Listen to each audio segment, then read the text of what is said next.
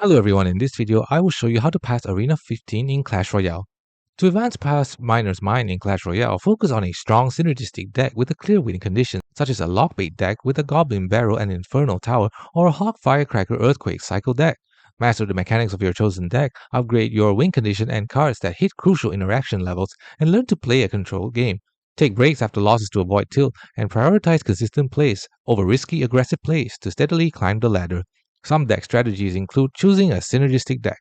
Select a deck where cards work well together, such as a Lockbait deck, where cards like Goblin Barrel, Infernal Tower, and Princess create constant pressure and protect against larger troops.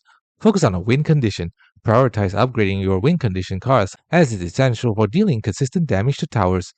Learn the matchup. Understand why cards counter yours and which of yours counter others. For example, an Infernal Tower can effectively handle Mega Knight and P.E.K.K.A, while a Log or Zap can counter Goblin Barrels. Some gameplay tips include play for the long game.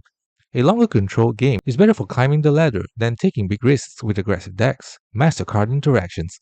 Level up your cards to meet critical interaction breakpoints, like having a Musketeer survive a fireball. Take breaks after losses. Losing games on the ladder has opportunity cost. Take breaks to avoid playing tilted, which can lead to more losses. Utilize spells effectively. Use Lock to cycle and get chip damage on towers.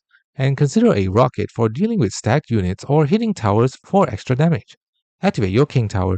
Use cards like the Tornado to pull enemies to your King Tower, which is especially helpful against units that target your tower directly. Here are some deck examples. Lockbait with Tower Inferno, a classic choice that includes a Goblin Barrel, Infernal Tower, and Princess for consistent chip damage and defense against high threat units.